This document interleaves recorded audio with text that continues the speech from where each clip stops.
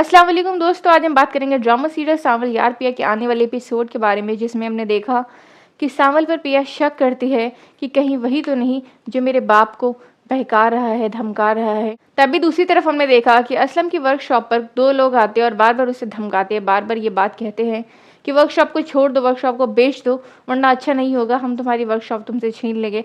लेकिन असलम किसी भी सूरत से डरने वाला नहीं होता है। वो बार बार यही कहता है, जो करना है कर लो, मैं यहाँ से अब नहीं हटने वाला। ना मैं वर्कशॉप छोड़ूंगा और ना ही घर छोड़ूंगा किसी के भी कहने पर। ये वर्कशॉप मैंने खरीदी है खुद और ये मेरी है। दो आदमी उसे बार बार ये बात कहते हैं आकर कि इसे छोड़ दो, वरना तुम्हारे साथ ज़रा भी अच्छा नहीं होगा। हमारे मालिक बाहर से वापस आ चुके हैं। ये दोबारा ना समझ रहे कि मैंने तुम्हें आगाह नहीं किया। वो कभी भी यहाँ आ सकते और तुम्हारे साथ बहुत बुरा हाल कर देंगे। असलम डटा होता है, उनकी बात को सीरियस नहीं लेता है। वो दोनों चले जाते हैं। दूसरी तरफ हमने देखा कि पिया अपनी यूनिवर्सिटी से अपनी दोस्त लुबना के साथ और अपने दोस्त आलियान के साथ जाती है वर्कआउट के लिए। सब एक साथ घूमने के लिए जाते हैं, बहुत इंजॉय करते हैं। आलियान बार बार ये बात कहता है कि मुझे इतनी खुशी पहले से कभी नहीं हुई जितनी आज तुम दोनों के साथ हो रही है। वो ये बात कहता है कि मैं कभी भी गार्ड्स के अलावा बाहर नहीं गया, अकेले कहीं भी नहीं गया और मैंने कुछ देखा नहीं। तभी उसकी दोस्त लुबना कहती है कि आज हम तुम्हें वो दिखाएंगे और अपने साथ घुमाएंगे कि तुम हमेशा याद रखोगे। वो सब साथ बाहर जाते हैं गार्ड्स के बगैर, पीछे वाले गेट्स यूनिवर्सिटी से, और बहुत ज़्यादा इंजॉय करते हैं। पिया ये बात उसको कहती है कि हम ऑटो से जाएंगे, क्या तुम चल लोगे हमारे साथ? तुम्हें तो अपनी स्पोर्ट कार्स की आदत है। तभी वो कहेगा कि हाँ मैं चल लूँगा तुम लोगों के साथ, कैसे भी, मुझे सिर्फ तुम लोगों के साथ घूमना है, वो भी अपने गार्ड्स के बगैर। वो काफ़ी खुश होता है ऑटो में बैठकर, काफ़ी इंजॉय करता है दोनों दोस्त के साथ, और ये बात हमेशा याद रखता है कि वो दोनों की वजह से उसने घूमा है इतना कुछ। वो सब बाहर खाते हैं पीते हैं। रास्ते में उससे ये बात पिया पूछती है कि एक बात बताओ, क्या तुम कभी भी कहीं नहीं गए अकेले? वो कहता है कि नहीं, मैं कभी भी कहीं अकेले नहीं गया अपने गार्ड्स के बगैर। पापा मुझे इजाज़त नहीं देते। मेरे बाप का कहना है कि तुम कहीं भी नहीं जाओ, अगर हमारे 4 दोस्त हैं तो 100 दुश्मन भी हो सकते हैं। वो पूरा नज़र रखते हैं मेरे ऊपर। वो नहीं चाहते कोई मुझे इस तरह से कहीं अकेले जाने दे। तभी पिया कहती है कि इस तरह तो नहीं होता, पाबंदियां तो लड़कियों पर होती है, लड़कों पर थोड़ी। लड़कियों को कहीं आने जाने से रोका टोका जाता है और अकेले जाने से मना किया जाता है। तभी आलियान ये बात कहता है कि नहीं, ऐसा नहीं है, लड़कों पर भी बहुत पाबंदियां होती है। वो बात अलग है कि लड़कियां ये सब जानती नहीं हैं, वरना उन पर भी बहुत ध्यान दिया जाता है हर चीज़ को लेकर। पिया हंस देती है इस बात पर और कहती है कि बहुत अच्छी बात है फिर तो। वो सब बहुत इंजॉय करते हैं, बहुत ज़्यादा खुश होते हैं और वापस लौट जाते हैं यूनिवर्सिटी। उसके बाद सब अपने अपने घर को चले जाते हैं। पिया घर जाकर अपने बच्चों को पढ़ाती है और बार बार ये बात सोचती है कि आज उसने कितना इंजॉय किया और कितना अच्छा। वो मुसलसल आर्यन के बारे में सोचती रहती है कि वो एक बहुत अच्छा और सादा इंसान है। मैं उसे खामखा गलत समझ रही थी। वो भले ही बहुत अमीर है, बहुत ज़्यादा पैसे वाला है, लेकिन उसके बाद भी उसमें ज़रा भी घमंड नहीं। वो बहुत ही अच्छा और सच्चा इंसान है। साथ साथ पिया ये भी सोच रही होती है कि सावल ऐसा क्यों किया मेरे वालिद के साथ, जबकि मेरे वालिद तो बहुत अच्छे हैं। मैं सावल को इतना अच्छा समझती थी, मुझे लगता था वो दिखाता कुछ और है कुछ और, जबकि वो तो गलती हो गया मेरे साथ।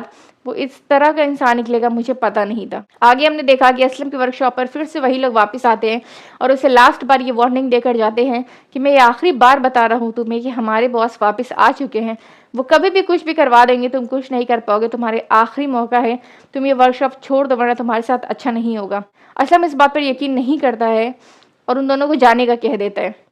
असलम जैसे ही वर्कशॉप के काम से फ्री होकर वापस घर जाता है, रास्ते में उसका कार से एक्सीडेंट हो जाता है। वो कोई और नहीं, गुंडे होते हैं जो उसे मार कर चले जाते हैं और किनारे फेंक देते हैं। पिया और उसकी माँ बहुत ज़्यादा परेशान होती है, बार बार ढूंढती हैं, कॉल करती है, परेशान होती हैं कि क्यों नहीं आ रहे उसके पापा अभी तक। वो मुसलसल कॉल पर कॉल किए जाती है लेकिन फ़ोन नहीं लग रहा होता है। रात के 11 बज चुके होते हैं लेकिन वो वापस नहीं आते। इस तरह वो बहुत ज़्यादा परेशान हो जाती है। उसे समझ नहीं आ रहा था कि वो कैसा क्या करे कि उसके बाबू से वापस मिल जाए। तभी पिया वर्कशॉप के वर्कर्स के पास कॉल करती है और पूछती है कि उसके बाबा कब घर से निकले थे, अब तक घर क्यों नहीं लौटे। वो लोग बताते हैं कि सर वो निकले हुए तो काफ़ी देर हो गया, ना जाने वो कहाँ रह गए। वो उसे बताती है कि वो घर नहीं है और इसे प्लीज़ ढूंढने की कोशिश करें। वो सब ढूंढने में लग जाते हैं और वापस घर आते तो बताते हैं कि उन्होंने पूरा रास्ता और वर्कशॉप देख लिया है। उसके वालिद का कहीं भी अता पता नहीं है। सुनकर पिया और उसके वालिद बहुत परेशान हो जाते हैं। पिया गुस्से में आकर घर से जाने लगती है ढूंढने के लिए अपने बाप को। तभी उसकी माँ कहती है कि ऐसा नहीं करो, हम दो औरतें अकेले क्या कर लेंगे, हम कौन समझाएगा। तभी पिया कहती है कि मैं कहीं नहीं जाऊँगी, मैं सावल के पास जाऊँगी और उससे पूछूंगी कि उसने ऐसा क्यों किया। तभी पिया की माँ ये बात कहेगी कि नहीं, तुम अकेले कहीं नहीं जाओगी, हम यहीं रहकर इंतज़ार करेंगे, हम सावल के पास नहीं जाएंगे। तब पिया अपनी माँ से कहेगी कि अच्छा मैं उसके पास नहीं जाऊंगी, हम पुलिस स्टेशन जाएंगे सावल के खिलाफ एफआईआर करने के लिए। उसकी माँ राजी हो जाती है और दोनों साथ में पुलिस स्टेशन चले जाते हैं। वो दोनों पुलिस को लेकर के सावल के घर पहुंच जाते हैं। सावल का दोस्त टीपू आता है और उसे बताता है कि भाई बाहर पुलिस आई हुई है, उस्तानी जी पुलिस लेकर घर आई है। सावल आता है, पूछता है कि खैर है आप लोग इस वक्त हमारे यहाँ क्या कर रहे हैं, वो भी पुलिस लेकर। तभी पिया कहती है कि तुम्हें अरेस्ट कराने आए, बताओ मेरे वालिद कहाँ हैं। सावल हैरानी से पिया की तरफ देखता है और कहता है कि मुझे क्या पता कहाँ है, मैं नहीं जानता कुछ भी। तभी पिया कहती, मुझे पता है तुम मेरे बाबा से अपने थप्पड़ का बदला लेना चाहते हो और तुम ही ने उन्हें किडनैप कराया है। मुझे सच सच बता दो मेरे बाबा कहाँ है, वरना तुम्हारे साथ अच्छा नहीं होगा। तभी सावल का दोस्त टीपू बर्दाश्त नहीं करता और ये बात कहता है कि बहुत हो गया उस्तानी जी, आप सावल भाई को गलत समझ रही हैं, आप उन्हें एक अच्छा इंसान नहीं समझती। सुबह कार का शीशा उन्होंने नहीं किसी और ने तोड़ा था, फिर भी सावल भाई ने अपने ऊपर इल्जाम ले लिया, उस शीशे को वापस से बनवा दिया और आप उन्हें अब भी गलत समझ रही हैं। इतना तो ठीक था, अब आप हमारे ऊपर अगवा का इल्जाम कैसे लगा सकती हैं।